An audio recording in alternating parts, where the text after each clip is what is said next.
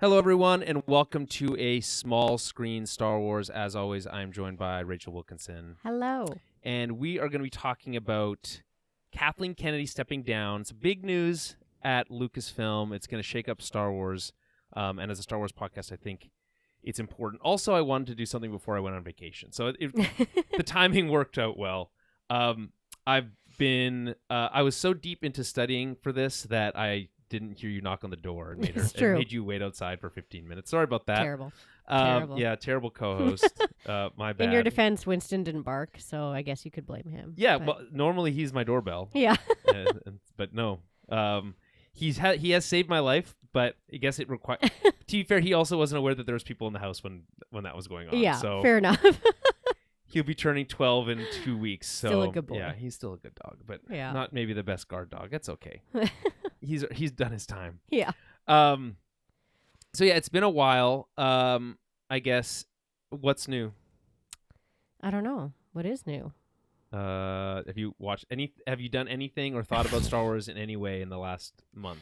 Not really. Probably not since we last talked, because the last time we did Visions, and yeah, since then I don't know. It's been a minute.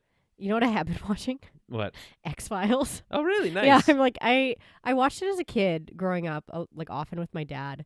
I feel like it was always on, I don't know, like, later at night after dinner and stuff. Matt has also been watching X-Files. Has he? I know he's but he's always been a big X-Files fan. That's true. So, that's true. I always hear him talking about how much he loves Scully. So, back in the day, he's got a big crush on Scully. But yeah, no, I've just been rewatching it because I don't think I've ever actually sat and watched it all the way through. Mm-hmm. But I'm still only in the first season, and some of the episodes are quite funny and just like very outlandish. Funny? Is that what they're going for, you think? Not necessarily funny, but you're just like, okay, Mulder, like you kind of figured that out a little too soon. But it's a little too smart, a little too slick. Yeah, there was one, and it was like there's a robbery happening, and a cop and the bad guy get shot and killed at the same time. But then in the hospital, when they resuscitate the cop, the bad guy is in the same room on a gurney, and his like entity gets woken up in the cop's body. So the cop, it's like Face Off. It's the cop's body, but with the bad guy's consciousness soul, in it. Yeah. And like Mulder figures it out like immediately, and it's like, okay, I get it that you're like spooky Mulder, but I feel like it's a little much. Well, by the time they're involved, it's something they've got to be thinking outside the box. Yeah. No, Scully was there. She was part of the bank robbery. Oh. She shot the bad guy. How convenient. Mm-hmm. Okay. Never mind. But yeah, I was just kind of laughing. I'm like, yeah, but it's the first season though. The first seasons are always kind of clunky of any show. Yeah, that's true. That's true. But I've been rewatching Shrinking with my girlfriend. What's that? It's that like show on Apple TV Plus about a bunch of therapists. Oh no! And it's got Jason Segel in it and okay. Harrison Ford. There's a really? Star Wars connection. Harrison Ford, who I think is he old in it? Yes, he's he's old in real life. Yeah. So I just mean it's a new show. Yeah. It's relatively new. The third season just premiered like a couple weeks ago. Huh. So for all those Star Wars fans out there who haven't seen Shrinking, I would say it's Harrison Ford's best performance in a decade. Really? Easily. Wow. Easily. Because he's kind of playing like an old curmudgeon grouch. I mean, that is his... And it's kind of like his personality. Yeah. And really, it suits him. But like, there's a soft side, and he's funny, and he's and he plays this character who has like, he's like a well-renowned therapist, right? Has his own book. Okay. But then he's diagnosed with Parkinson's, and so he's dealing with that. Oh, okay. So it's pretty cool, to be honest. Yeah, I really, really like it. It's very funny. It's very touching. It always makes me cry. Aww. It's good. I feel like I saw a clip of like somebody interviewing him about this, and it was like I don't know if he was getting interviewed by a comedian or not, but the guy said something to him like, "Oh yeah, like how does it like? What's it like playing a character that's a curmudgeon, like who's out of his prime or something?" It's just like. And like obviously Harrison Ford like got the cheeky sort of like joke of it, right? But yeah, no, he's still sharp. Yeah, it's a good show. I recommend it if you have Apple TV. I don't. It's one of there's too many streaming services. Yeah, you can get a Rogers bundle that bundles Disney Plus, Apple TV, and Netflix for $22. What? Yeah. Like a month? Yeah. Oh, do you have to have Rogers though? I don't Internet know. or something? I don't know for sure, but I do. I haven't. I just. I'll admit, here's a moment of truth for our Star Wars listeners. I unsubscribed from Disney Plus because it was getting so expensive and I wasn't watching anything on it. Yeah, that's so I will resubscribe when anything of note. I guess when Maul comes out. I mean, that's what a lot of people have been doing. I still watch because they do have a lot of other things. That's true. On You there. like National Geographic? Yeah, and like I have a kid. Obviously, everybody knows that by now. So I can put stuff on for him. That's on there. You just watch Cars over and over again. Yeah, he's actually off Cars right now. Okay. He's big into Paw Patrol these days. Oh no, so. I hear Paw Patrol's not great. It's fine. Right. It Bluey's way better. It's actually kind of funny, but Bluey's also on Disney. I think it's so. on one of them. Yeah. So. Actually, you know what? Because my Disney Plus doesn't expire till the 19th. Mm-hmm. I binged all the episodes of Wonder Man, the new Marvel show. Oh, okay. With Yahya Abdul-Mateen in it. Yeah, and Sir Ben Kingsley. And you know what? Pretty freaking good. It's it's 8 half-hour episodes, and I watched them all in one night. Well, there you go. And it was pretty funny and very good. It was very different than your standard Star Wars, what you would have expected from Star Wars and Marvel the last few years. This is more closer to it's not Andor, obviously, but it's telling a more concise story. It's good. I like it. Huh. Yeah. Good to know. So wait, so you canceled it until the end Well, of I this canceled month? it, and then it just stays until whatever your renewal date is. Right, but aren't you going to renew it in April? So didn't you only cancel it for a month at that point? It'll go from February 19th to March 19th, and then March 19th to April. Whatever. Fair enough. Okay. Yeah, so that's 2 months. Yeah, that's fair. Give or take, whatever. It's that saves me $50. Yeah, basically. You're so, right. Yeah, come on. Yeah. Come on, Disney. I need to look into this Rogers thing though. Yeah. For those Canadian listeners out there, that there might be save us some money. some sort of bundle in the States. I don't know. Yeah, they have much better everything. Their cell phone bills cost. I wouldn't say they have much better everything. I don't know if you noticed, but there's no, a lot I mean of stuff that's not great. I mean in terms of paying for things like yeah, streaming things and cell phones. Yes, and their cell phone plans are cheaper. Although I work very hard to make sure I don't pay very much for my cell phone. I pay $30 a month, so give or take. Yeah, I don't know how you do that. I bought my phone outright. Ah, okay. Well, yeah. Holy money bags. Well, actually, my last company bought my phone. Oh, that's nice. And then I just got to keep it. So yeah. I'm getting a podcasting. Winston's got a big snort. sniff. Yeah, big snort from Winnie. Who's going ham on his blanket. He has been going ham on his blanket the last few days. He's just a baby. He's just a cute baby who loves to suck on his blanket. How hard is that? Too much to ask? It is not. Okay, let's talk about Kathleen Kennedy. Sure. So this is a little bit old, I guess. The story's a few weeks old, the 15th of January, so almost a month. That's technically a few weeks. That being said, we've been doing some regular podcasting. The TOB podcast has been doing some stuff with Matt, and I'll be going on vacation. So I wanted to talk about this before vacation back in March.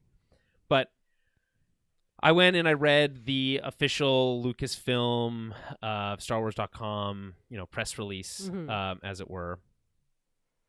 And I read the hold on, I think I can I should hide my bookmarks bar. Anyway, don't worry about that. I went and read this. It's very fluffy, and then I read the Deadline article about it, or Deadline interview about it, and the Hollywood Reporter article. So I've got lots of little snippets and bits, and then I got some outstanding questions, and then we'll just talk about it as we go here. But I guess before we get into it, do you have any general thoughts about this change? I mean, I sort of feel like it was going to happen eventually. Obviously she just wasn't going to lead the way forever, and just because of how all the not animosity, but the animosity of the loud ones.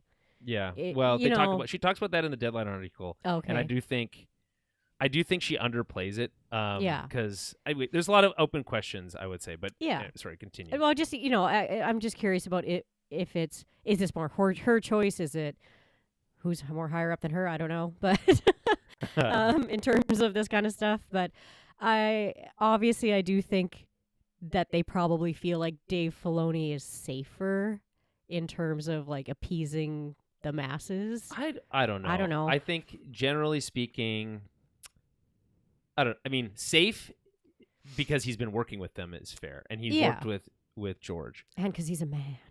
Well, I mean, sure, I guess, but we they can't did say that there's not. But they did a small element of that. I mean, for some to appease the audiences, yeah, I guess. for some. I mean, but not I mean, they did everyone, promote what's her name?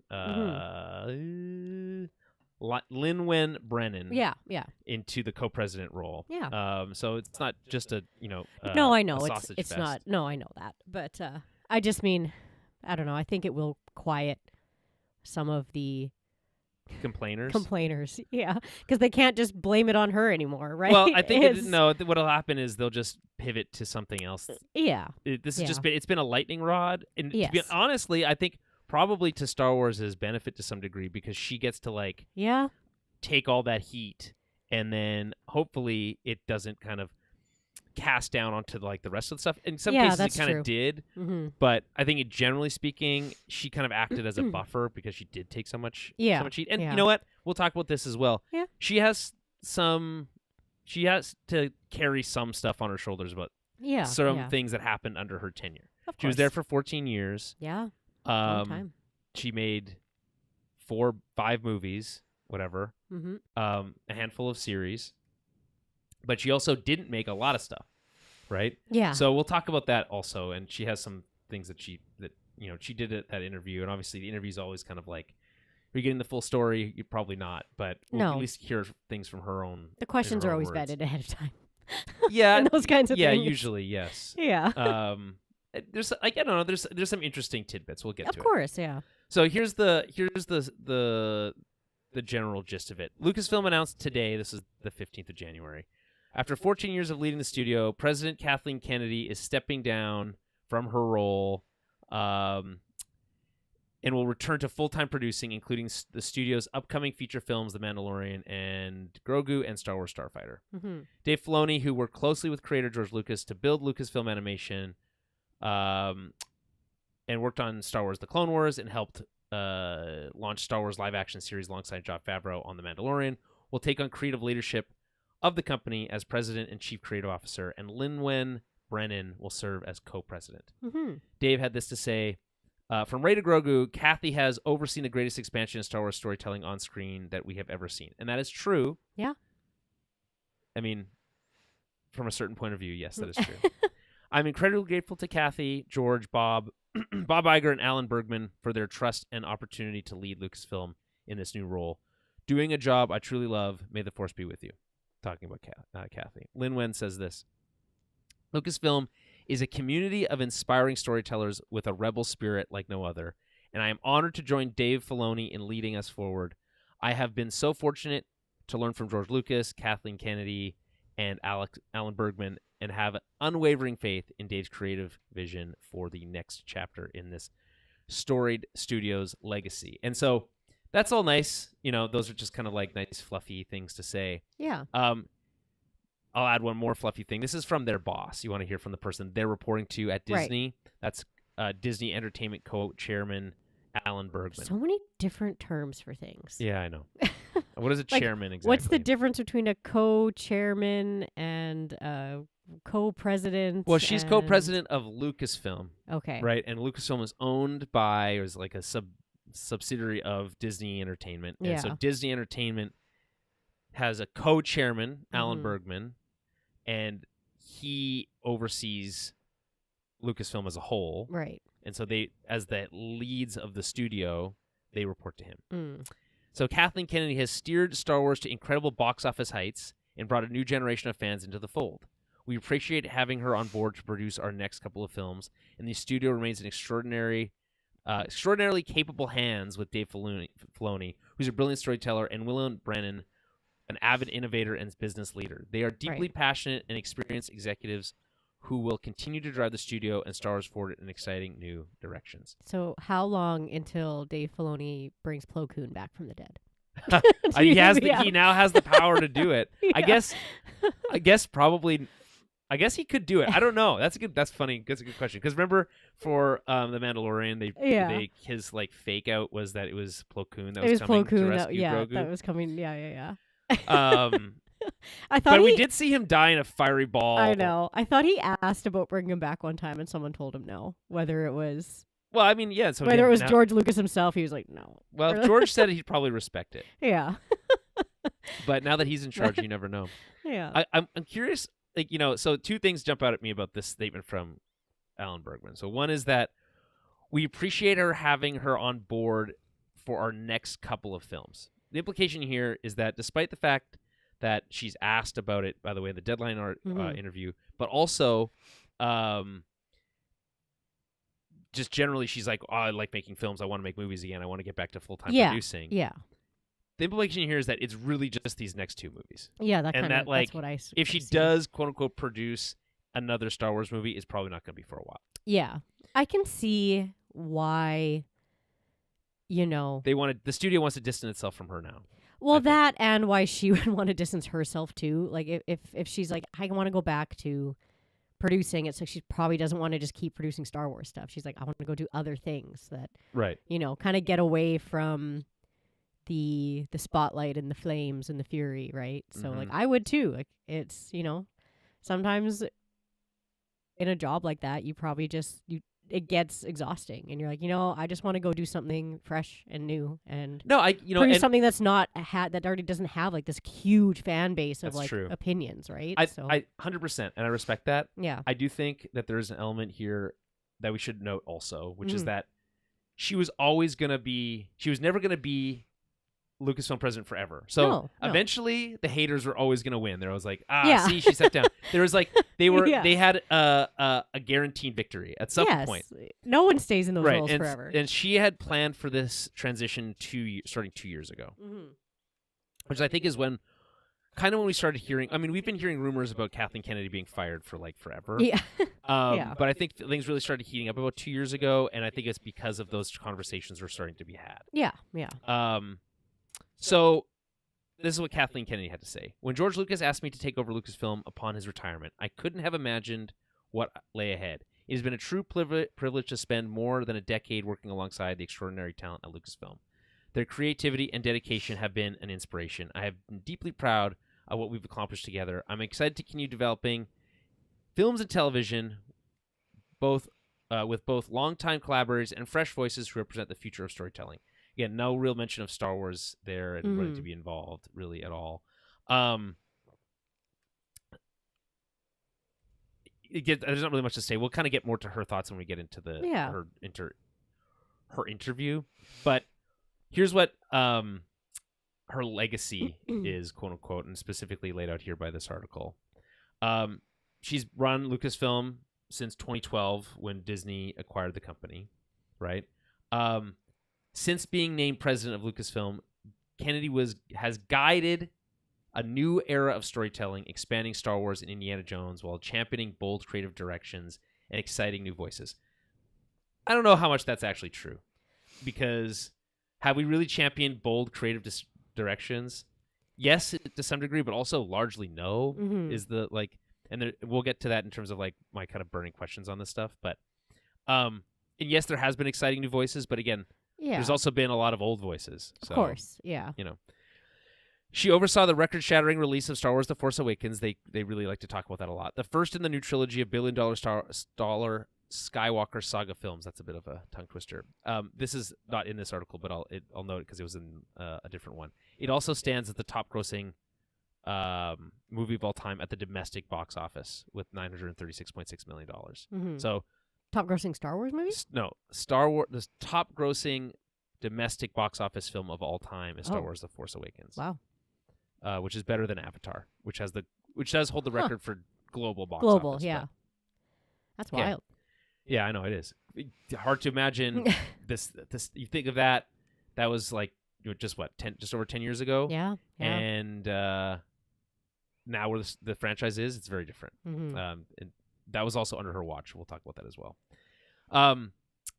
She also did Rogue One, a Star Wars story, which grossed over $1 billion worldwide and led to the creation of the Emmy Award-winning Andor series. She also led Lucasfilm's foray into live-action Star Wars series, including 3 seasons of The Mandalorian, as well as Obi-Wan Kenobi, Ahsoka, and others. And others And does others. a lot of lifting here, alongside popular animated shows such as Star Wars: The Bad Batch and Star Wars Visions. Again, I feel like there's a lot of things that they could mention in this list that they choose not to. Right. I think just think about what they didn't say. Yeah. Kennedy is currently producing the feature films The Mandalorian and Grogu, and director Sean Levy's Star Wars Starfighter, set for release in 2026 and 2027, respectively.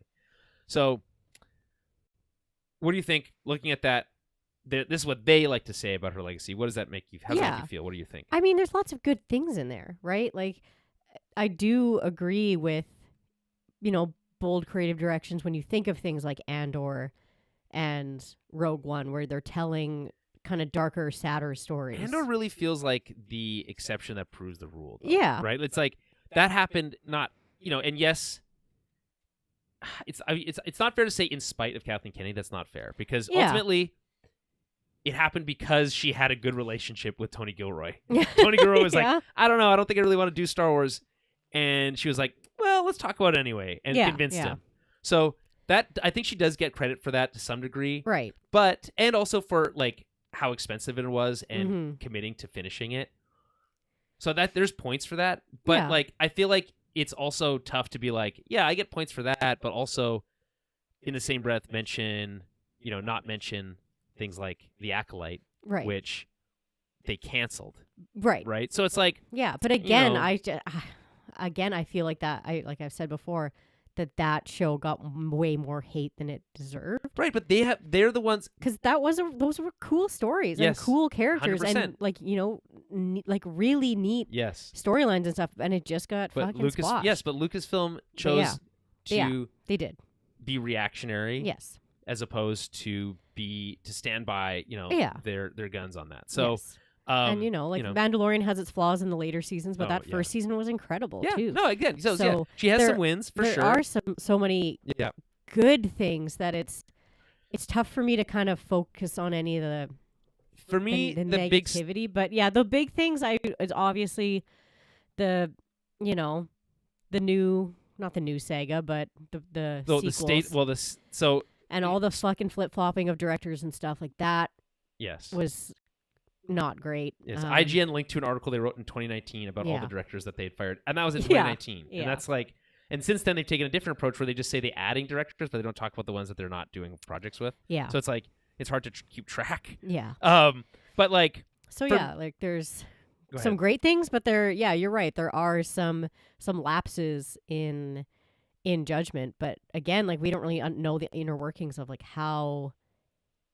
what the trickle down effect is, right, from her job as, what was she said, president, co-president, president, and the higher ups from there. Like, is it just her decision to scrap something, or is that coming from? Well, that's the thing. We'll never know. You'll never know, answer. Right? So, or is that someone else telling her like, nope, there's too much, scrap it, right? So we never really know those inner workings of how that affect. Yeah, but I think as a leader, though, you should back up your things you believe in. Exactly. You should fight for things that you believe in. There's. You also argue that she didn't really make very much stuff in 12 years. That Disney will say that they made too many movies too quickly. Right. Yeah. I would argue that they didn't make too many movies. They did a poor job of scheduling those movies. They released Isn't Solo The Last Jedi, and they don't mention Solo. Oh, they don't mention Solo because that's the only Star Wars movie that didn't make money at the box office. That was a financial loss for Disney.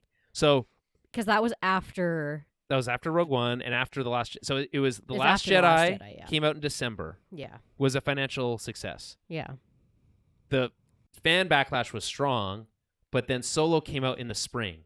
The following year. It was so soon after. I would argue they did a poor job marketing. I remember talking about that on the podcast at the time. I was like, what are they doing? Like, it's so and I was surrounded by news about how they had fired the directors and they replaced it with Ron Howard and all this other stuff. So, I mean, that I think, and then and by the way, Kathleen Kennedy doubles down on this in her interview. She says, the problem with Solo was trying to tell a young Han Solo story.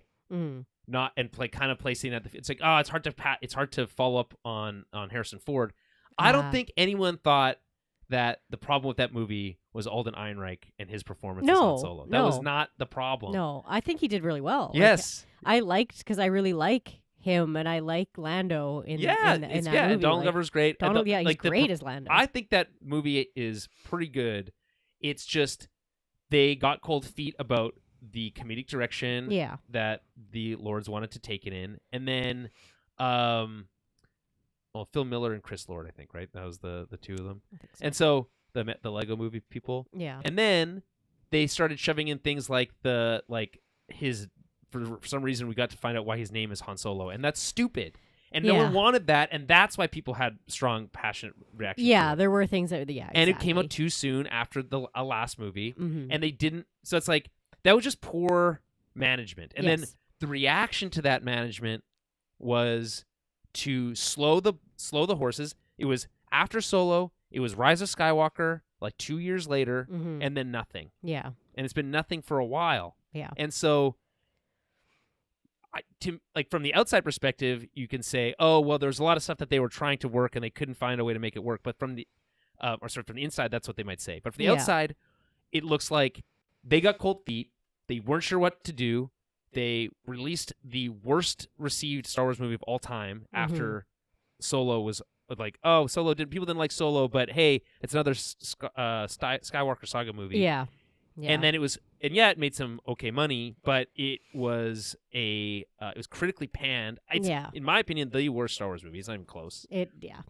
And it appeared to be reactionary. Mm-hmm. And then you combine that with the fact that lots of other directors were fired. They couldn't seem to find creative direction. Mm-hmm. The TV series looked cheap and felt cheap. And so, they mentioned Obi-Wan Kenobi here. I'm surprised they did that because I don't think the reaction to that show was very positive. I think there's positivity in it just because of Ewan, and obviously people are just so excited to see him on screen again.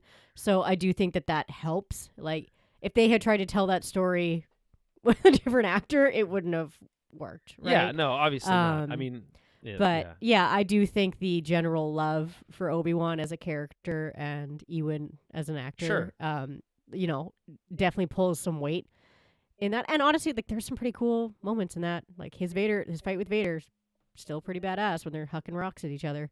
But yeah, you're right. There are just is that your favorite part? That's my least favorite part of that fight. I don't know. I like when they beat each other up a little bit. Yeah. Yeah, it's got some moments, but mostly that series. But I get it that you hated the way it looked. It looked visually, like shit. It looked. Yeah, I know you. It looked like shit. It's hard for you. And not only that, it felt like it wasn't. They weren't confident in their story. And I feel like if you're gonna tell this kind of story of there's no way you can tell the story where Obi-Wan and Vader meet again before they meet at the end of in episode 4. Yeah. So it's like, I don't know. I think if they were gonna go back to that there is more to be drawn, but I think you need a completely different creative team and a different creative direction. Yeah, it is hard when you know that there's so many. I find the whole issue when you're going backwards in a timeline is dealing with everything that's been laid out already.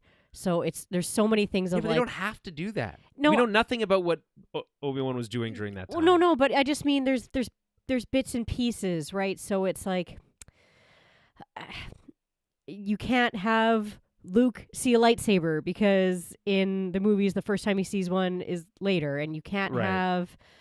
You have to make it make sense with what Vader says to Obi-Wan, the next time he sees him, right? So you kind of have to make these little that's true, but pieces that have to fit. To be honest, sure, but that's kind of table stakes. It's if you're going to tell that story, those are things you got to figure out, and they're honestly not that hard to figure out. Yeah, that's true. Have anyone with a creative brain on their shoulders, and they'll figure it out. But that's the point of you need, you should have maybe some more creativity in the room, some more eyes.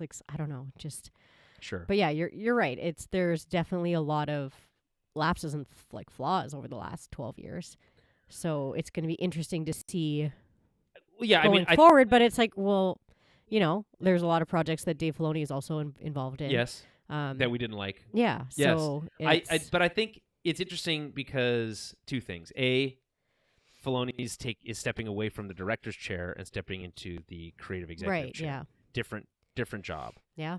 The other thing is they're splitting the business function roles away because Kathleen Kennedy did both creative and business. Right. So Brennan, and you might be wondering who is this Brennan person, this Lin-Wen Brennan. So this is what Disney has to say. Brennan has been with Lucas since 1999. Really? She looks young in that photo. Yeah, she does. Yeah. Beginning her tenure at ILM, where she rose through the ranks to become its leader in 2009. It took her 10 years to become the leader. That's fast. Yeah. She was appointed general manager of Lucasfilm in 2015. Really, wow. And president and general manager of Lucasfilm Business in 2024. She really and by the way, I feel a little bit like buoyed by this person because this is not like a MBA from frickin' some Ivy League school. She just has like a business diploma from somewhere, or she has a science diploma from somewhere. Love that. So yeah. Well, yeah, this is kind of, if you've been, it's like just being in the industry long enough, right? Going up through the ranks, like the old school way. Yeah, you don't really see that very much anymore, especially for executives. Yeah, but that's it's good. true. I'm like, I think, you could say this about Kathleen Kennedy. She obviously supported her team. She had positioned these people and groomed them for the role for 2 years at least before then. So during her tenure at ILM, and Lucasfilm, she has guided the company through transformative technology shifts with a clear strategic vision and commitment to innovation. And her industry leadership has been recognized with Lifetime Achievement Award from the Visual Effects Society and the honor of Commander of the Most Excellent Order of the British Empire. Ooh. I don't know what that means, but it sounds fancy. Anyway, so this person will focus on business stuff. They obviously knew how to run ILM, different type of business. So I think that will free up the creative side to be more agile. That's my thinking. There's a silver lining to this, which is, okay, Dave Filoni, who I think maybe struggled in the live action direction space, right, is now going to step back from that a little bit. I don't know what's going to happen with the kind of like Heir to the Empire movie situation where that lands, but I think it really depends on Mandalorian Grogu. Yeah. I have thoughts on this. By the way, did you see the Super Bowl spot for Mandalorian and Grogu? No, I didn't. It's like a riff on a like Budweiser ad, like with the horses. Oh, okay. But they're on like Hoth with Tauntauns. Tauntauns, yeah. Yeah, that's cute. You thought they smelled bad on the outside. Anyway, but it's a bad. I don't think it's a very good ad. I don't think it does. No? I don't think it does the job of selling the movie at all. I think it's clever to be like, oh, what if Star Wars did a beer commercial? And that's cool. But yeah, you'd think that they would start kind of hopping on more of the viral marketing kind of. I don't know. I don't want to say it, but the Gen Z style of marketing where things get a little like kookier and weirder and maybe I don't know, stick in your brain a little bit more. Because again, I feel like I have barely seen anything. Yes, this is the other thing about the Mandalorian and Grogu. Yeah. Like sometimes I forget it's coming out because you don't see anything. Let's watch the Mandalorian and Grogu Super Bowl spot. From Rotten Tomatoes trailers, if it ever loads. We'll come back to that, but I just think in general, maybe we haven't talked enough. Okay, here it's happening. It's happening now. Ooh.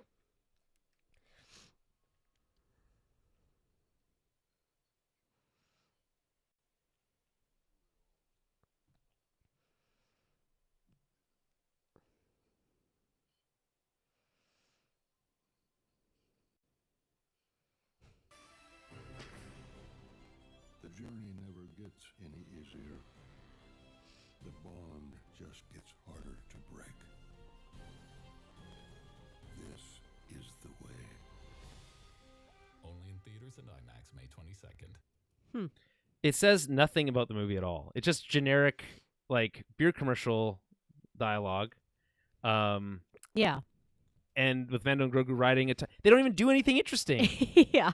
Like to me, it's like if you're trying to sell an action movie and you literally have your main characters sitting for 30 seconds. Yeah. That's embarrassing. I feel like it's even a stretch to like I wouldn't even have caught that was supposed to be a riff on a Budweiser thing without you telling me that ahead of time. Well, yeah, because but- it's not like they don't go all the way. They Yeah. they don't drink anything. Because I would have said, I was like, oh, that looks like a Coca-Cola ad. Well, or yeah, like it's a like in that Pepsi same- ad or it's in something. that But same yeah, I realm. guess what you're saying, it's like the Super Bowl commercial product ad or whatever. But Hey, Travis Mitchell in the chat. Hey, good to see you.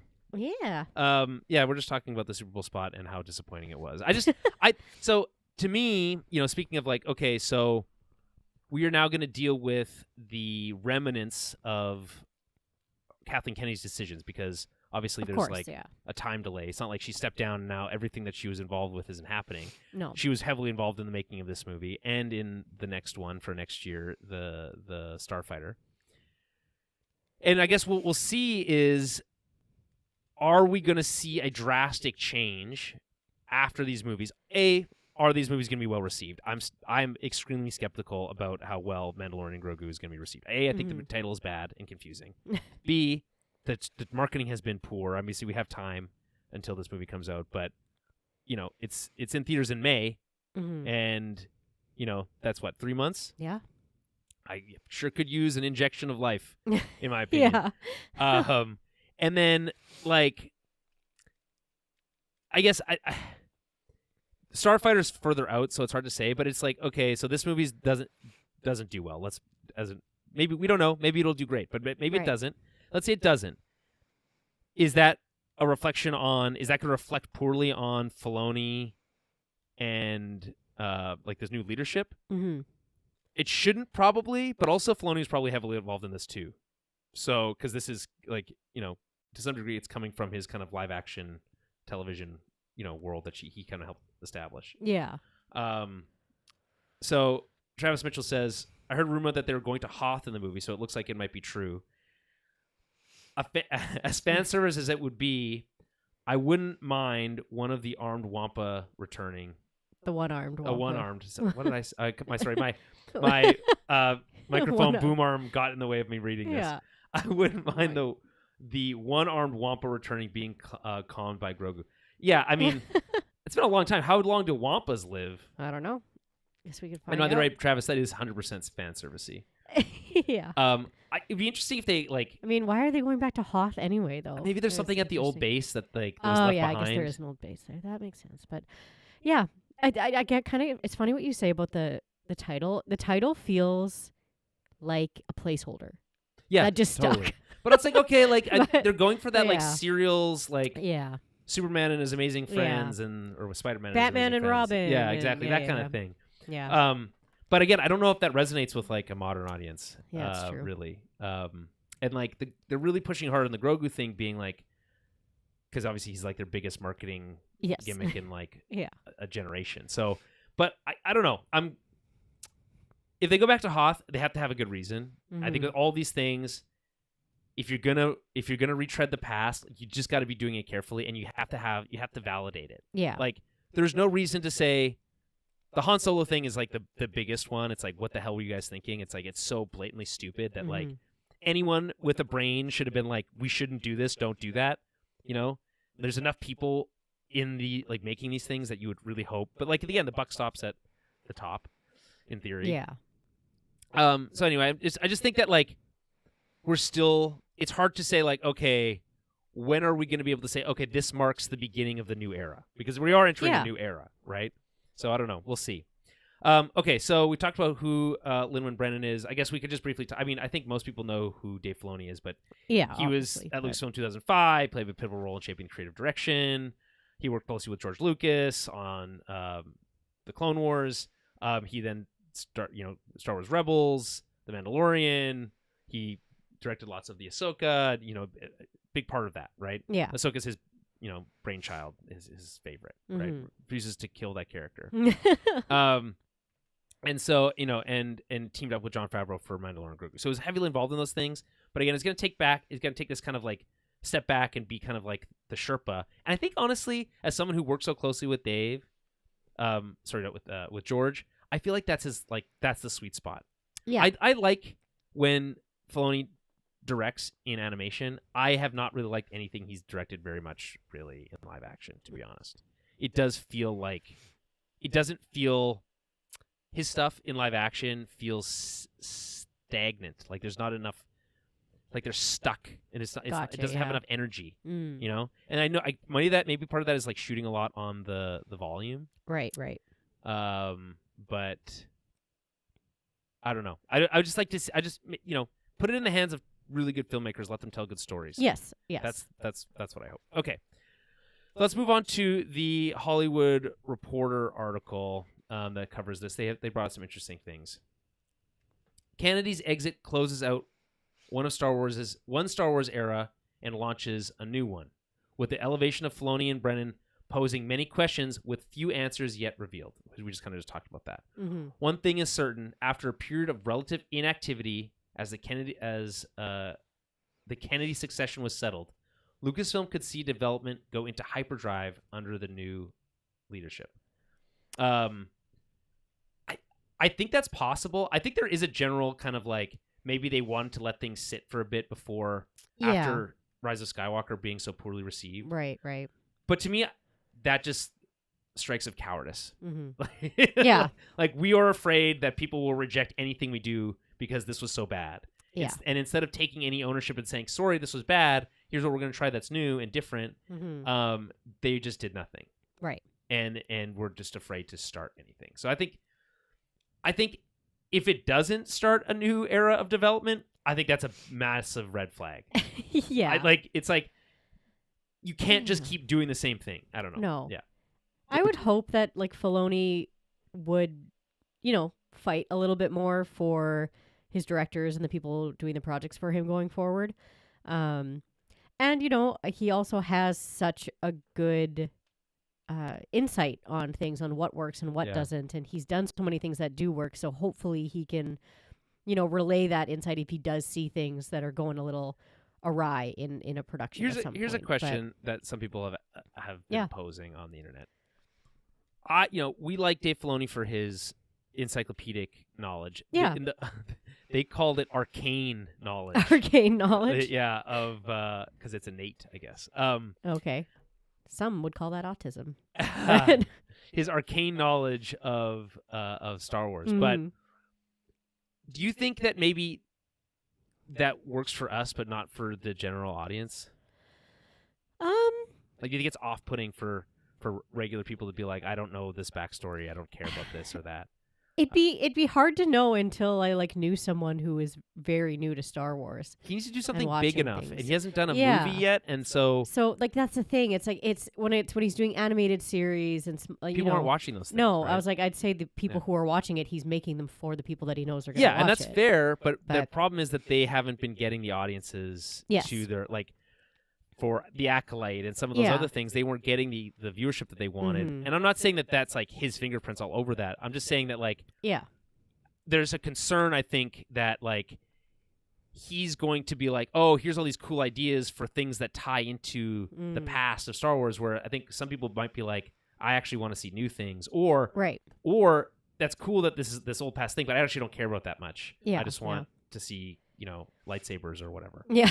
So I mean, I do feel like when you have a fan base that is so large in terms of Star Wars, I don't know, when you're making something and you're wanting to add these kind of Easter eggs or these really cool references, I don't know, I don't see an issue with making that kind of for the super fans when there are so many of them, as opposed to not doing it and just trying to appease the new fans that you're not even sure are going to exist. Sure. But they did see new people being brought into Star Wars with things like The Mandalorian, because there were people that was the only, they saw Baby Grogu or Baby Yoda and they're like, sweet, I'm going to start watching this. Right. And they hadn't, seen a lot of the other things, which is fine. Yeah, but then by season 3, when viewership started declining and they were leaning into the Mandalorian background and then all that stuff, and people are like, I don't give a shit about any of this stuff. Yeah. Then it's like, the OG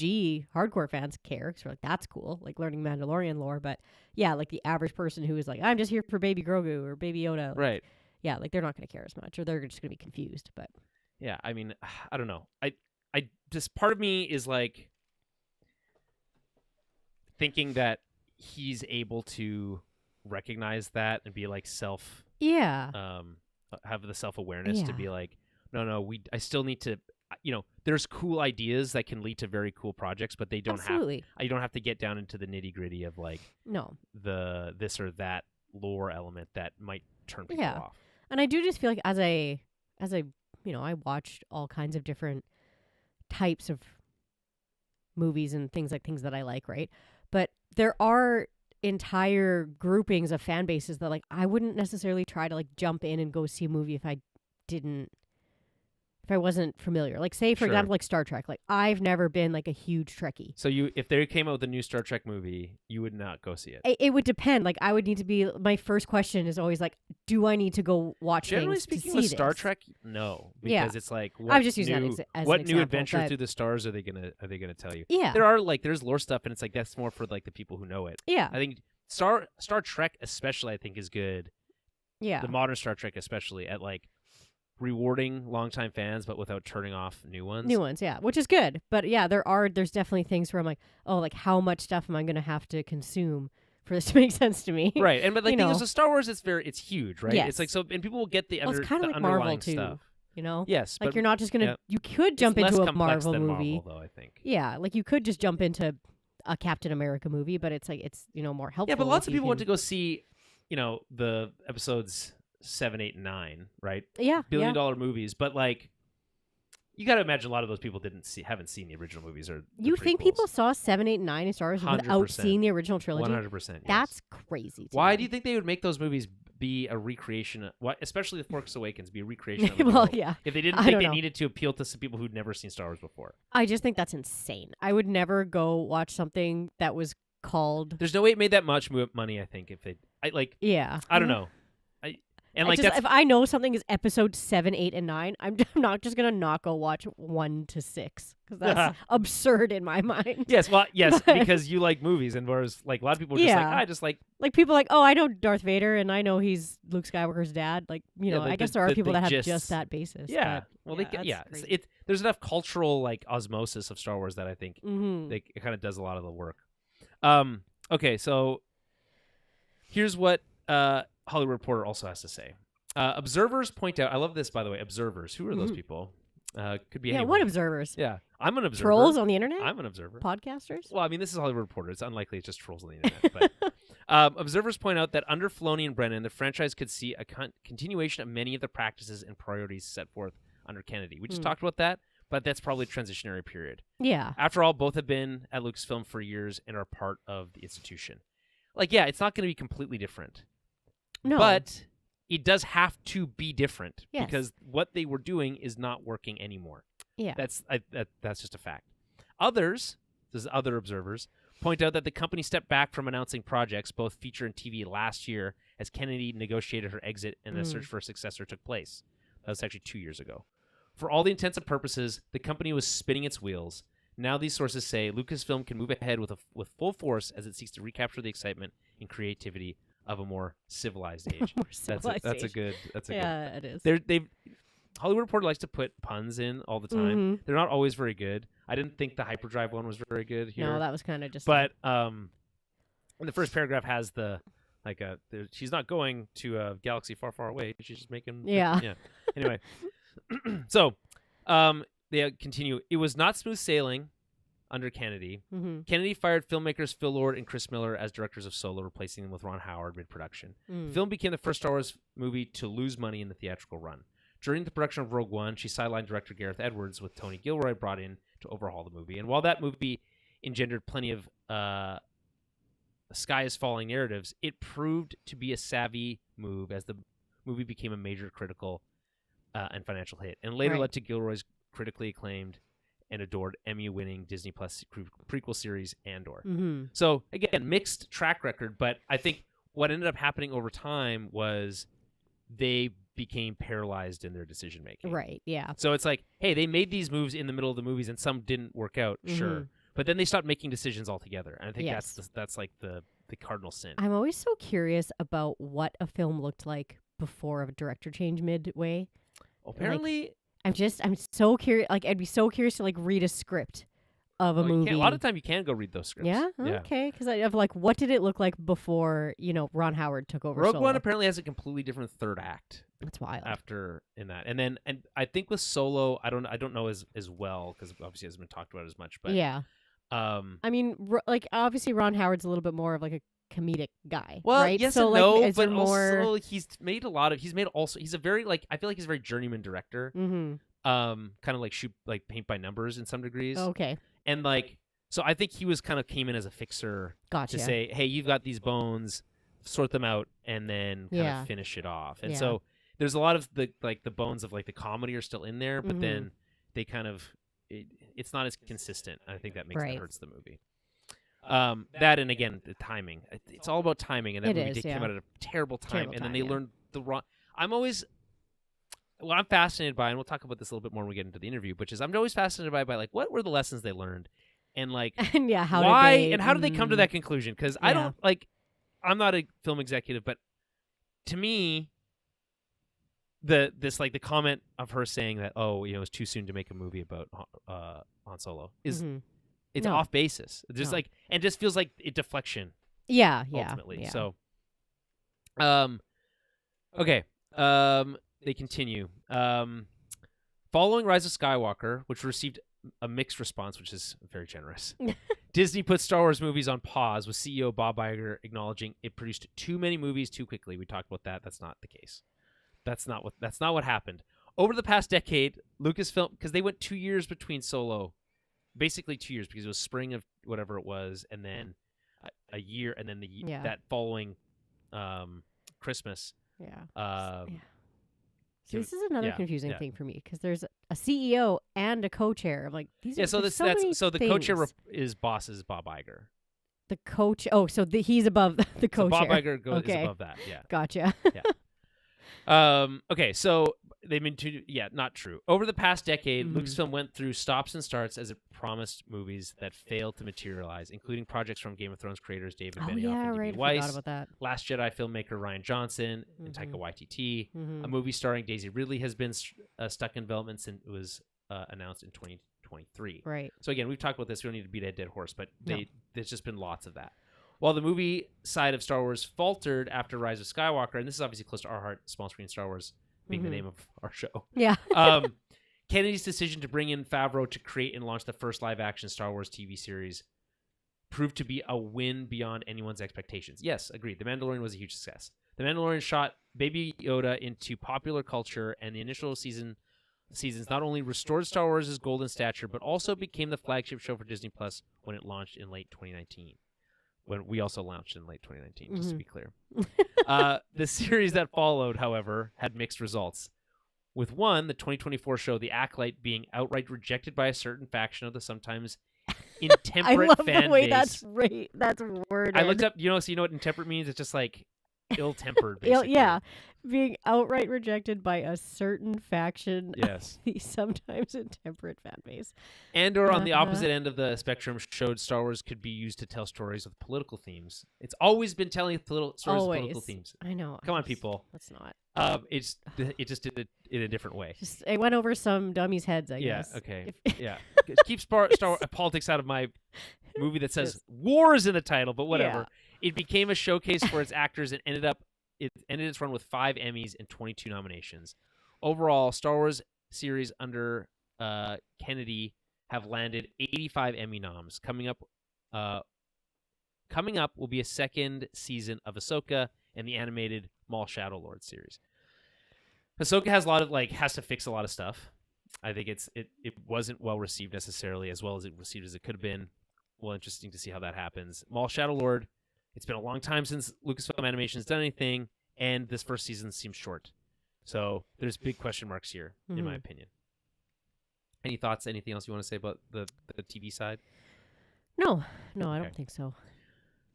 The new leadership arrives with its own set of questions. Filoni is known for his intimate and arcane franchise knowledge, which served him well in animation, but less so in live action. Season 3 of The Mandalorian and Season 1 of Ahsoka dealt with intricate facets of inter-clan rivalry and Jedi witches that were perhaps... No, they weren't Jedi witches. Yeah. But it's okay. That's okay. But this is a sign that it's not being understood. Mm-hmm. Right? Jedi witches. That were perhaps too in the weeds for casual viewers. He was also set to make his live-action feature directorial debut with a movie that combined characters from these series, but the movie was put on the back burner, and Favreau's The Mandalorian Grogu is now opening this spring. Mm-hmm. This week, in a prophetic move, and this is a little bit separate, Disneyland announced that a pivot at Star Wars Land. It will phase out characters and storylines created during the Kennedy run, Right. such as Kylo Ren, and bring back Darth Vader and other Lucas creations. Yeah, because I heard they're just doing a swap from the sequel sequels to to the like originals. the originals, which like I don't know. I don't quite understand why they don't just have all of them walking around all the time, because it's not like They will. I mean, I guess because they're trying to make it a world, like a Yes. time in the world there. Because I was like, it doesn't matter. Like in yeah, the but other it's parts also of like, Disney, yeah. At the same time, it's like I Who think they get a little cares? too far up their own butt with that stuff. Yeah, it's But like you could have whatever. different sections or whatever, or like Yeah. different times of day or different days. But I do whatever. think it is a sign But- that those characters aren't resonating in the same way. Yeah, I think it's also just to freshen things up too, right? that too. Because it's people who have been there. I'm so bummed that the hotel failed. I wanted to go to that hotel. Kate, but that hotel failed not because of It was expensive. yeah, it wasn't about the Yes, idea I behind it. wanted to go to it. I would never awesome. pay whatever. Yeah. What was it, like $5,000 a It night or was something stupid. crazy like that? It was like so out of Yeah. reach for General, anybody to be able regular to people. do that. Yeah. And it's like, sorry, but your Star Wars fans are general regular But a people for the most part. Westworld Star Wars hotel? Come on, So that's fun as cool. hell. Anyway, that's so crazy. cool. But I don't know. You know what I would like to do? A Star Wars cruise ship. Oh, I yeah, would that be all over that. Oh yeah, that makes so much sense. And 'cause it could then be you're like super immersive and like that Yeah. would be fun. They do other Disney cruises. Why not a Star Wars cruise? But it's like mostly for adults, so you can just get drunk. it would never be mostly for adults. Yeah, Although I maybe know. they'd be do like a couple weeks a year that would be like that. Yeah, that's true. I mean, they always have like kids programs at the whatever at those things anyway. But Yeah, that's true. but that would be fun. Like being on the boat and then there's stormtroopers walking around and I don't know. I think that would be fun. I mean, yeah, it would be. Yeah, I would have a great time. That is a cruise that I would go on.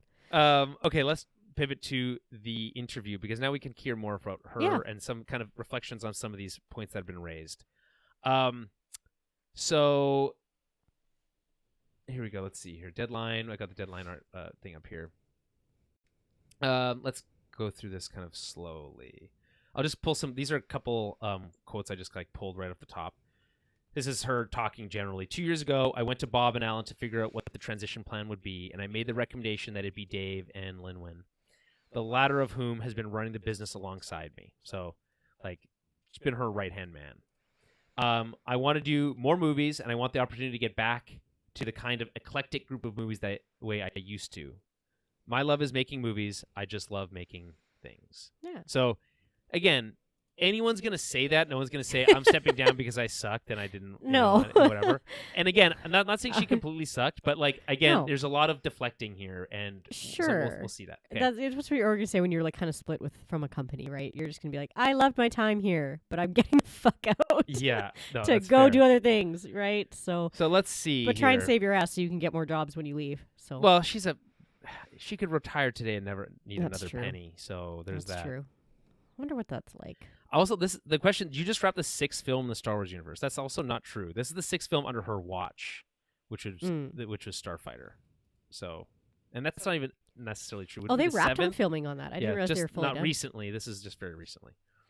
So wait, it would have been Force Awakens, all the 3 Skywalker movies, Mhm. Solo, Rogue One, then Starfighter and And Mando. Mando, Grogu. This would yeah, be so 7. seven. So Yeah. again, this is not an accurate question. Mhm. But anyway, they ask if it's going to be a series. Basically, she's like, "We shot it to be a one movie. We really like the young kid from Ireland that they cast." Mm-hmm. And she's asked again later. But then it's like they're like, "Well, you never say never to that kind of thing." What else? They talked about like what are the highs and lows of working at Lucasfilm. Let's just see if I can find it. Yeah, here we Yeah. go. So the highs and lows. The highs include realizing many people love Star Wars. Mm-hmm. This is I love this is great like wordsmithing. The majority of people, and certainly the people that I run into and people outside the business, they love Star Wars and they love the movies. They might love all the shows, they might love some of the shows. But when I came into this, I realized a few things. We had walked in at a moment when there hadn't been any movies for 10 years or more. But there were still the memory of the greatest series of movies in cinema history. So you're walking into something that has enormous expectations, yet at the same time, you know that you've got to find new characters and you have to expand the galaxy. Now, yes, this is true, but one of the biggest missed opportunities, we'll say, is we never got to see Luke, Han, and Leia on screen together during the sequel series. And yes, while people like Rey, I certainly like Rey's a fine character. And Kylo Ren's cool and all that stuff. Yeah. I feel like they didn't really expand the galaxy. It feels like more of the same. It does feel like more of the same. And again, you can point to Episode 7 as being like the it was like same prime example but different, of that. but... Exactly. It's like, well, another Death Star. It's like, wow, man, you did this twice already. You can't do it 3 times. Okay, it's crazy. But they're Death Star ships now. What's up? No. It's well, a fleet. that's the craziest Sorry, that's thing. 9. People don't talk about that, but that is the craziest thing. There's so many. Where do the people there's so many questions about makes so stupid. We can't let Julian go on a rant. It's so dumb. There's a whole name for that fleet. I can't remember what it's called, but it's stupid, and I choose to not think about it. Hello, Winston. He's coming because I know I'm upset. Wasn't it like Star Killer Fleet or something? I can't remember. No, it's got the resurgent class. No, that's the they have the resurgent class are the ones that I will say they invented cool new ships. I will say that. Yeah. Some of them. Although again, new X-wings, new TIE fighters, so whatever. But yeah, I would have liked to the resurgent class Star see Destroyer's cool as hell. a big bad that wasn't just like more lasers. Palpatine. More just like planet lasers. Like, okay, we get it. Planet lasers. Yeah. No. Something cooler. Yes, exactly. So they felt like they needed to expand it. You can agree or disagree on whether they did that or not. And you need to think about who the new audience is. That's what I felt like I did, and that's what I feel the people that I worked with over the last decade did. The highs include bringing in a new audience. I think we did find new characters. We continue to find new characters. Okay. The lows. The lows are that you've got a very, very, and this, by the way, she leads with this. A very, very small percent, very, very twice, so it says very twice, small percentage of the fan base that has enormous expectations, and basically they want to continue to see pretty much the same thing. So so this is where I start really pushing back, because we just talked about how they did make the exact same thing. It was originally very successful, but then they kept making the same thing, and it became less successful. Yes. So you have to ask yourself questions on why that would be. I have a feeling that she means something a little bit different with this, and that it's like they didn't like she's like, they didn't like The Last Jedi is really what it comes down to. But I think it means like they want to see the same thing, as in they want to see male-centric, straight characters. And she does talk about that. And less diversity, and you know what I mean? It's because those were always the trigger points for things of being like, why are they lesbians? Always been straw man arguments. And that's like that vocal, that's that very small percentage where they're like, I can't relate to that character, so I don't like it. You know what I mean? Yeah. So I feel like maybe that's a little bit what she's alluding to, but yes, I get. I that's true, and that was used, I think, as like, oh well, we don't want to watch The Acolyte because it's a bunch of lesbians or lesbian witches or whatever. Yeah. And it's like, okay. Yeah, okay, whatever. There might be some people that do that think that. I don't think that's just used as like look, see, it's not working because of this and that. No, for sure. And like, but those things are going to continue to happen regardless. And I think the question will be, what's going to be the lightning rod now, or are they going to get over themselves? I did feel like we saw a lot of discourse of people's complaints being like, I can't relate to that. I could relate to Luke Skywalker, but I can't relate to these new characters. Okay, sure. I mean, this has always been like, like I just want to see Luke, Han, and Leia keep doing stuff. And you know what? Whatever, fair enough. Which is fine. Those are beloved there's a million. characters. There's literally a bazillion books that have Luke, Han, and Leia just doing stuff. So yeah, like if you just want to see Han and Chewbacca being buddies forever all around the galaxy, like I get it. Like you said, there's a lot of comics. I think our camera froze. Oh, or I can't tell. I think it did. Anyway, it doesn't matter. This is an audio, but primarily podcast anyway. That's fine. Okay. Anyway, the lows are, you got this small percentage of fan that expect the same thing, and if you're not going to do that, you know that you're going to disappoint them. I'm not sure that there's anything you can do about that, because you can't please everybody, and that's true. That's true. You can't please everybody. No. Which is why I don't understand why they felt like they needed to try to please this group of people. So I don't. Yeah, why not just stick to your guns? It comes back to this reactionary response to The Last Jedi, where this is the inflection point where, for some reason, Last Jedi was so wildly hated, and Mhm. there's really like no reason for that, in my opinion. And then instead of sticking by your guns and saying we can't please everybody, they said, well, we really do want to please most people, so Yeah. we're gonna go back to We're gonna JJ, flip-flop, who yeah. notoriously can't end things. He's really this is Yeah. well known, and that led to even more failure. So Well, it's and also a little bit no hate to him, but it's so hard to end something when it's and they not also your didn't- story. They also didn't have a plan. This is another Yeah, problem. like it's just like I don't know. There's- if anything, they yeah. should have just brought in a third person. Yes, Like, that's what they whatever. they originally did have a third person. Yeah, and then, don't.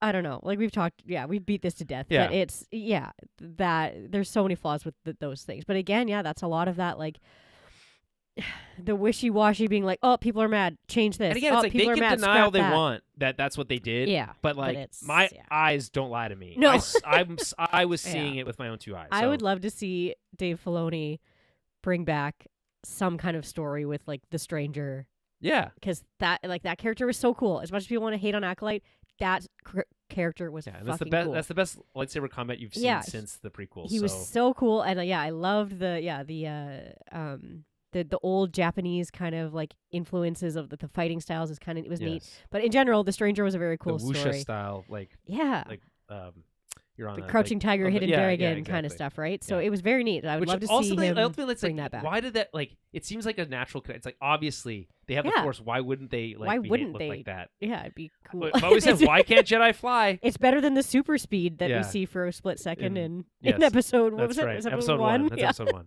We never see You again. never see the super Yeah. speed again.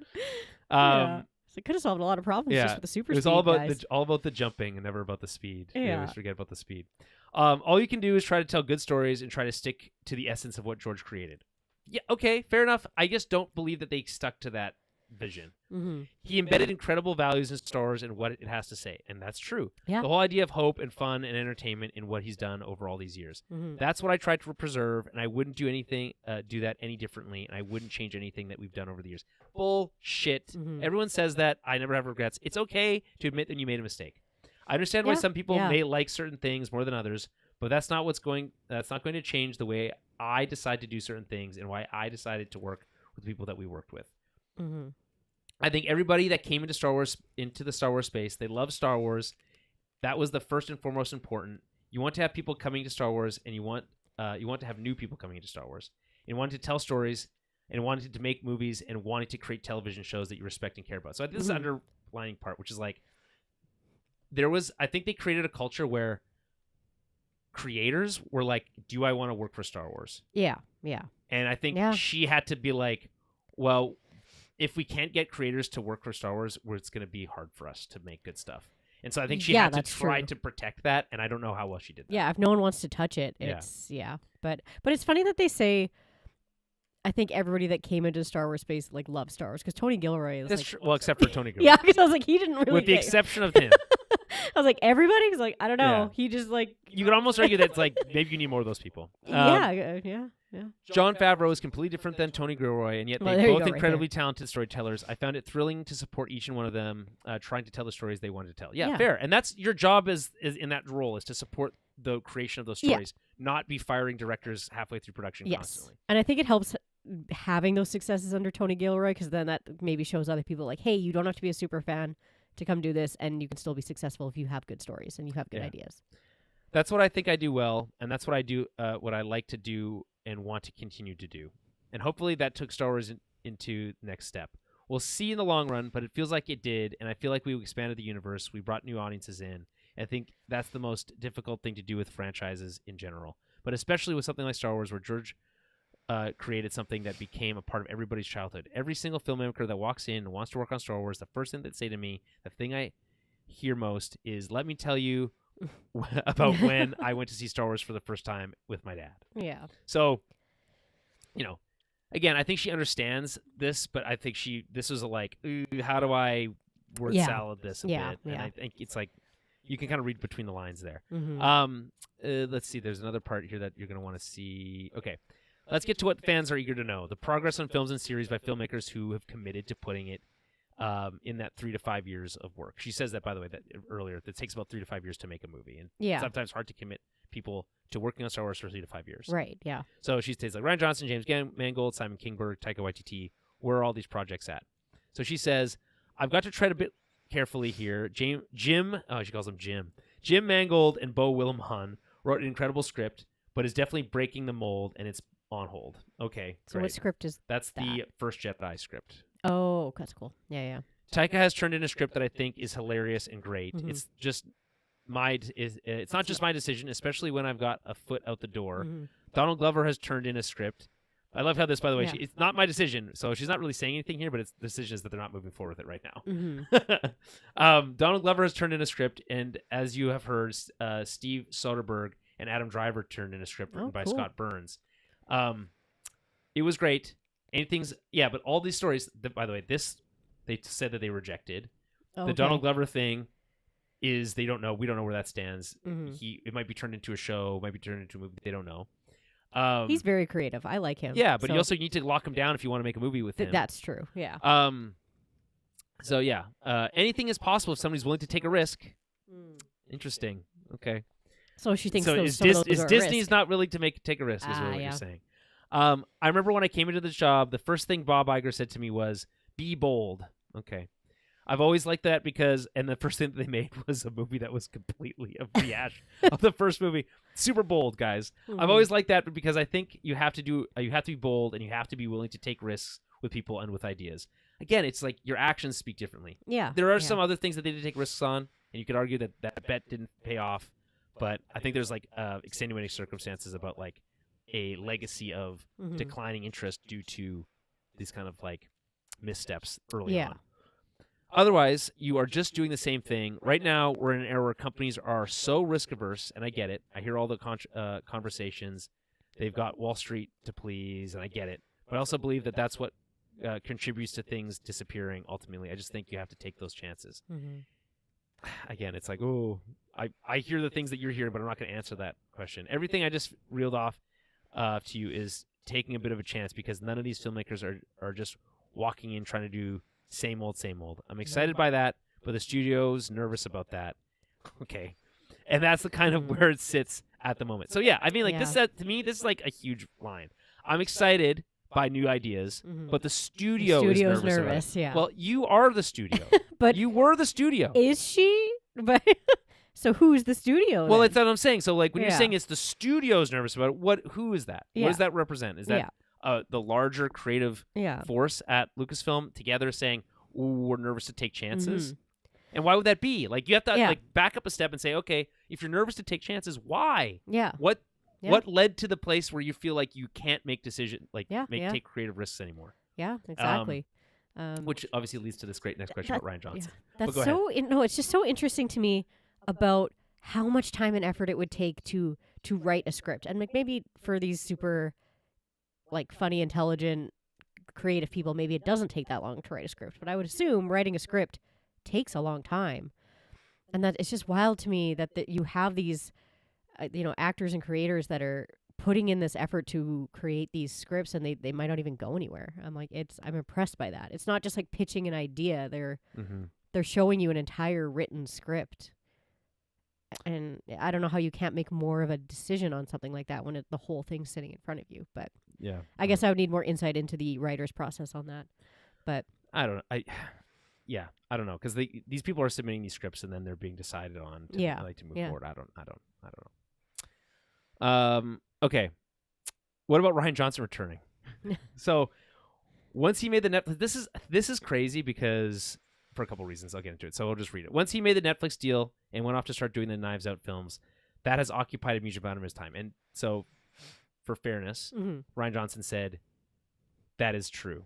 We have not. He's been committed to those movies. That's the other thing that happens here. After Sean and I started talking about Star Wars, Stranger Things kicks in, and he was completely consumed for that for a while. That's what happened with Ryan. Okay, sure enough. But if you had locked him up sooner, you might not have done that. So there's that. Yeah. And then there's this part. And then I do believe he got spooked by the online negativity. Ryan Johnson came out and denied that. He said that's not true. I've never been spooked by that. Oh, okay. He does not. He just basically called her a liar. Okay. I think Ryan made one of the best Star Wars movies. I agree. Mm-hmm. He's a brilliant filmmaker, and he got spooked. No, he didn't. You got spooked. Yeah. You got spooked. Speak for your don't put these words in his mouth. Speak for yourself. Yeah. You got spooked. You the got fil- spooked, The yeah. the studio got spooked. Mm-hmm. This is the rough part. When people come into the space, I have every filmmaker and actor say to me, "What's going to happen?" They're a little scared. I think they're just scared. So like, are you going to fire me? I Well, don't that think they're too. spooked Well, I mean, about creating. Maybe they're spooked about some of the backlash. Yeah, that's fine. but- There has been some of that. Yeah. But like, I just think that this is such a mischaracterization, and I think what I would like to see, if you're talking about change, what I'd like to see is a world where, they are committed to their convictions, and they're not. Right. They're not going to be back down from online hate. Yeah. So she continues here a bit. She says, "I'm honest, especially with the women that come into the space because they're unfairly targeted, and that's also true. I don't try to sugarcoat it. I emphasize that it's a very small group of people with a loud megaphone. Mm-hmm. I truly do not believe that it's a majority of the fan base, and I think we're also in this weird world where bots can affect things. We have to develop a tough skin. Yeah. That is exactly right. You have to, because Yeah. you don't have it now. You do have to develop you didn't it. really have it because you let them get to you. That's what you have to do. You can't make it go away. Yeah. All you can do is put your heads down and do the work and believe that you're doing the best you can, telling the best stories we can. And if somebody gets really nervous about it and doesn't want to do it, I say then don't do it because I can't tell you this won't happen. So yeah. I don't know. They talk about the Simon Kingberg stuff. He's working on it. Are there other Star Wars films or spin-offs fans will never forgive me for overlooking? We've talked about the new trilogy and then the things that you've mentioned. Mangold is really on the back burner, as is Soderbergh's. I think the ones by Taika and Donald are still somewhat alive. Mm-hmm. It's going to really be up to the new team to figure out. Dave, I know that Dave and Linwin are very much on board with what Simon's doing, and that would be a new trilogy. In the timeline of things, that takes you well into 2030 plus. That's really what's up next. So yeah, I guess there might be a big gap between 2027. I guess not big gap, 2 to 3 years between what we get from Last Starfighter next year and then this one. Which maybe is like not Last Starfighter. That's an old 80s movie. Is needed. Sometimes those gaps do help because, we've said this before with the prequels, like those kind of got shit on, and there's a gap now. People love it. Like people are going back and being like, it's nostalgic and people love it. So, but I'm not saying people are going to go back and like love the sequels. We're not really seeing that same like cult love. No, but I just mean maybe sometimes yes, there will. All a little distance. Time heals all wounds. All that stuff. Yeah. There will be something. There will be something for somebody. Yeah. It's gonna just work. Honestly, it's gonna depend on how these next 2 movies play out, I think. Yes. Well, I mean, I don't know. I actually don't know how much these movies are going to matter to the larger strategy long term. Mm-hmm. Anyway. But I don't know. I can see, maybe not necessarily, I don't know why. I just have this feeling about Starfighter that if it does really well, I think it's going to kind of resurge some like energy back. Yeah, maybe. We don't know anything about that movie. We don't even know what kind of movie it is. I know. I just have a feeling that like if it turns out to be a banger, then yeah, I mean, a hit could be great for they desperately need a hit. Mm-hmm. But like, I don't know if they're both kind of like middling successes. Yeah, which is most likely that will like sewer any like future plans because I mean they're going to be doing their own thing. So they do ask about like which of the future movies that she'll produce. She basically says, I can't commit to doing anything. Yada yada yada. I would be surprised if they get her involved. She kind of has a lightning rod attached to her now also, so they want to distance her from that. I think that's basically... here we go. This is the part about Solo. No, I don't really have any regrets. Well, maybe a bit of a regret about Solo. I brought Larry Kasdan in on, and we were so excited about that idea, and then when you're into something and you realize fundamentally, conceptually, you cannot replace Han Solo. You weren't replacing Han Solo. No. And then, so Harrison Ford's hard act to follow. She says, as wonderful as Alden Ehrenreich was, and he really was good, and is a wonderful actor, we put him in an impossible situation, and once you're in it, and once you're committed, you've got to carry on. And I think I have a bit of regret about that, but not about the movie making and filmmaking. I don't have regrets about that, despite having fired the filmmakers. I just think that conceptually, we just did it too soon. So again, I just think this is bullshit. Yeah. That it's just Yeah. it's complete bullshit. That's not why this movie didn't succeed. No. It had lots of other problems, and that wasn't one of them. So, Yeah. and then they mentioned that there may be more Indiana Jones movies, but we'll see. So anyway, that's More Indiana Jones movies? perhaps. There's already too many. Yeah, I don't know. I don't know what to tell you. There's too many. Okay, well, on that note, on back to our frozen faces here. Yeah. I don't know. I've never had the camera That's weird. freeze before. I could try to. Let's see here. I could deactivate and then activate. Oh, look, there we're we go. back. We're back, everyone. We're back. Anywho, that basically, but that does wrap it up kind of for us. Yeah. Any final thoughts on this and what's coming? No, I don't know. I want it to go well. I really want these next 2 movie releases to do well and have some fresh storylines and to not be a repeat and not be boring. So Okay, actually, I'll hit you with this. I'll hit Yeah. you with this before we leave. Yeah. Here's some quick, Yeah, here's some quick questions.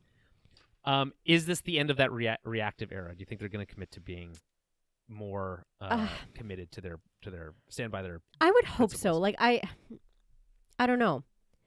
I would like to think that Dave Filoni would stand by some things a little harder. Fair enough. Maybe fight a little harder, push back with, maybe be less afraid to push back if there is, Yeah, well, if it seems like yeah.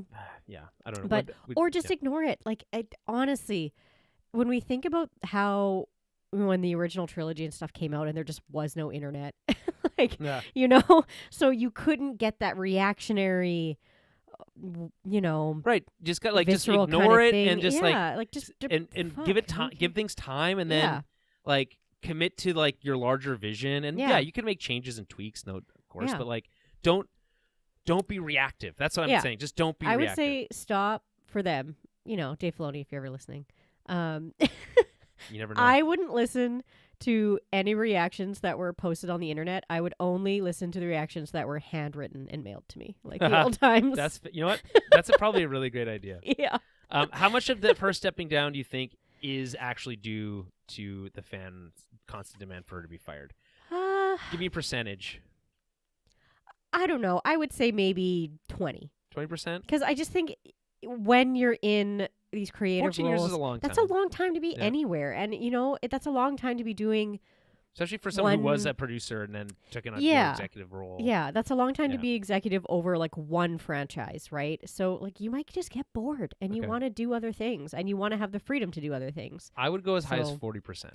Yeah, be I honest. mean, yeah. Given by I like can see. Disney yeah, because at if this she reactive. was beloved, Yeah. yeah, she'd probably still be there. Yeah. But yeah, it gets to you as much as you don't want it to not. Right. Like a constant berating of any time And you're I don't on think, the I think internet. we've done a good job of kind of like balancing it here. I think again, she has some wins under her Yeah, belt yeah. here. I was a defender of hers for a while, but I think Mhm. in the later years it became a lot harder to defend, especially the constant firings. The constant firings, the constant Yeah. scrappings of things, and Yeah. the telling of things and then scrapping them is like got frustrating for sure. But I do think as a whole, I don't think she deserved the level of vitriol that she got online. But I don't think anyone deserves that level of Yeah, no, that's true. of No, venom. it's not fair. Yeah. So it's I just think it's but any person is gonna want to move back into other creative roles after a time. Right? Yeah. So Okay. So give it. So the other side of that, how much of the failings do fall at her feet? I mean, the buck stops at her to some degree. yeah. Afrolax. Hello there, Hello, General Kano. General. I Kenobi. I don't know because it's so hard to know what was actually a failure and why it was a failure. Yeah, I mean, there's it's all so- obscured. We'll never really Yeah. know probably. For There's a lot so of many things. different reasons why something Like may have 50 flopped or years. not done well, and it's. I don't think it's any one person's fault. Yeah, I don't know. I do Yeah. think. I do get the impression that there was some Disney meddling and that Yes, she I think so maybe too. was not as firm Yeah. in her, or is not able to 'Cause be, or that's not the able to thing. be like, okay. I think she just kind of had to go with it. Mm-hmm. There was some, Disney went through leadership changes. They went from Yeah. Bob Iger to Bob Chapek to back to Bob Iger, Mm-hmm. and that I think affected them. They were Yeah. putting it. That was during the era of Obi-Wan Kenobi, and they were putting out cheap shit. Yeah. There's So- the trickle down effect Yeah. of like that's your money, right? So you're, I'm sure when they're trying to pitch projects and things, and then people are like, no, make it cheaper. It's like you can only do so much if your boss isn't giving you the money to Yeah, create that's the kind of things you want to create. But It's a kind of a trick question. It's like Yeah. it's to some degree all of it falls at her feet because she was the boss. mm-hmm. On the other hand, it takes a lot of people to make these, so Yeah. there's probably a lot of places where people could have made better decisions. yes, yeah, Is Filoni ready for this to take on the I think creative so. executive role? I would say I think he's more ready than probably anybody else. He knows the fan base. He knows he's been in the midst of all of this, so I think he has the talent, and I think he has the knowledge base and everything to steer the ship Yeah. at this point. So I would have high hopes that he would kind of see what has happened and then hopefully learn from I it. agree. I'm excited to. At the Yeah. very least, I am very excited to see what happens Mhm. because Yeah. again, it cannot stay the same. No. So things are going to be different. How, we don't know yet. I just Mhm. think it's exciting that we have this kind of like person that we've been following for a long, long time. Yeah. Stepping into this like the role, shepherding the entire universe, has that level of knowledge. And like maybe on some level it's like, hey, he's going to put out some stuff that are in the weeds and it'll be sweet for me and for you. Yeah. And we'll be able to unpack it all on the show and there'll be Yeah. stuff to talk about. And then it won't resonate with the general audiences, and then Mhm. there'll have to be another change. Who knows? Yeah, Or yeah. it'll be a little bit the best case scenario, perfect little balance. It Mhm. resonates and it still has it's still rewarding to longtime fans. Yeah. That's the sweet spot we're aiming for. Yeah, Okay. I'd say so.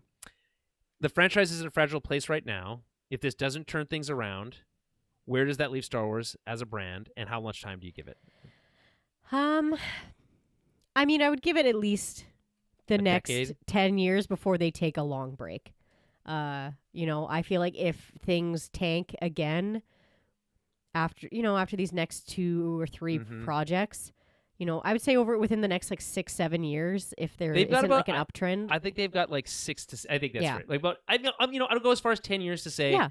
prove it, and then Yeah. if not, there's going to be a long wait. There's going to be a break because they'll be like, nope, we're going to give it a rest, and we're going to come back when people, are ready for it and want to see things again. Because Afrolax asked, "Does it worry you that there's so many rumors that he disliked the best piece of Disney Star Wars?" What depends on what you consider to be the best piece of Disney Star Wars, Afrolax. I'm not sure what rumors you're referencing specifically, mm-hmm. but unless he really disliked The Last Jedi, then then he didn't dislike the best part of Disney Star Wars, in my opinion. So we'll see. Let me know what you think. Yeah. To the earlier reactive question, is Disney prepared to give Star Wars the space to breathe? Or do you think they're going to be like, is this on a tight leash? Like, it's kind of like the same question. Like, if they give them 10 years, then yes. If not, then the answer is no, I think. Mhm. Yeah. I would hope they are ready.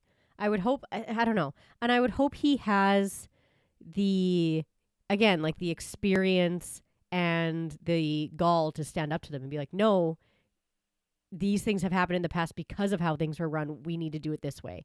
And I Mhm. would hope that he is able to use his insight and track record to be able to kind of strong arm Disney Yeah. into giving him the space to breathe. Yeah. So, yeah, that's my high Hard hopes. to strong arm Disney, I will say. that. Well, yeah. Yeah. It is. Yeah, and So, Yeah, I don't know. We live in it.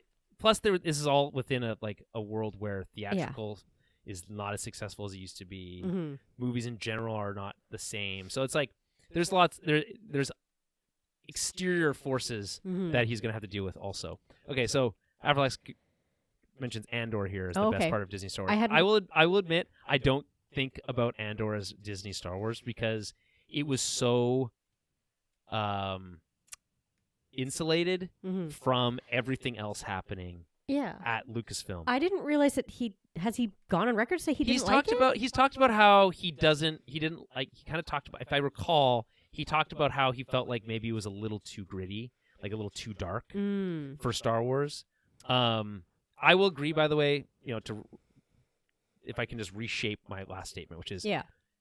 under like the movies and like everything else that was happening in Lucasfilm that was not Andor related, The Last Jedi is my favorite thing that they did. Mm-hmm. All together included, it is Andor. Andor is the best thing Yeah. that's happened to Star Wars since the Yeah. original trilogy. So yeah, no, that's fair. And so does that worry me? I guess a little bit because Yeah. well, actually no. Let me rephrase that because Tony Gilroy is not coming back to making more Andor. There's not more Andor coming. No. So I'm not worried that we're not going to get more Andor because of Dave Filoni because that was a non-starter anyway. Right. Am I worried that we're not going to get anything else like Andor? No, because I think what's going to happen is there's going to be a drive to tell different stories Yes. because of Andor's success. Yes. And I don't think he's going to have he's not going to be able to say no to every new idea No. that feels no. a little bit more mature, Yeah. right? Darker, grittier, Yeah. or whatever. And so you can make the argument that that doesn't fit into Star Wars. We'll see. I guess his track record will prove out whether that, and maybe he'll say, maybe that's better for television, or maybe that's better for this or that. We don't know. What I do know is that he does understand what Star Wars has been historically. There's a question, I guess, there to say, is he prepared to usher in what Star Wars needs to be in the future to succeed?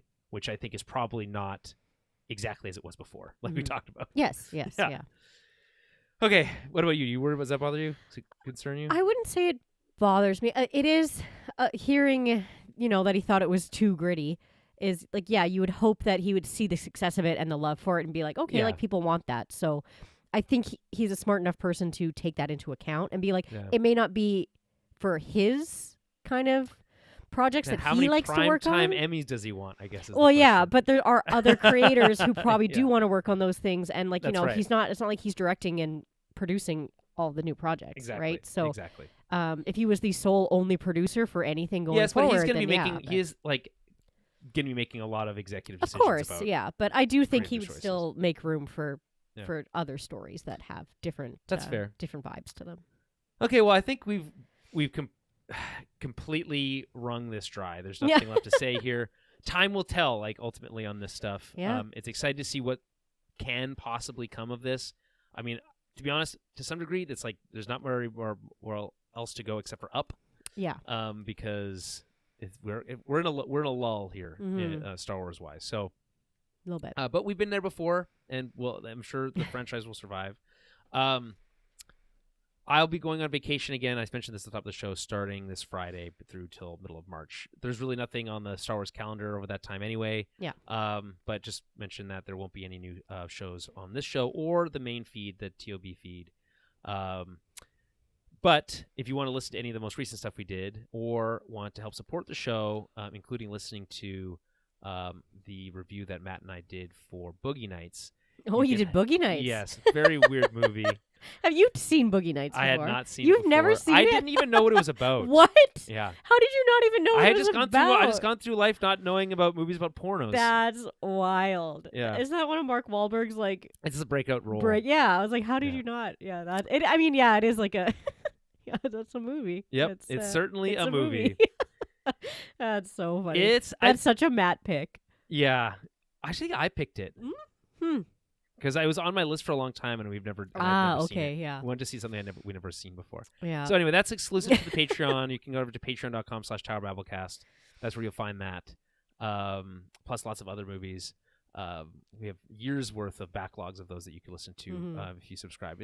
It just becomes more valuable, really, if you think about it Yeah. as it goes. And then we'll be back with another TOB episode, Tower Babble episode, in March. What movie are we doing? You're gonna ask for March. We're doing Slapshot, Oh, which is classic. yeah. So Boogie Nights set in 1977. Slapshot came out in 1977. Yeah. So we're gonna see kind of Chiefs. how that. The Chiefs. We're gonna see how that movie holds up.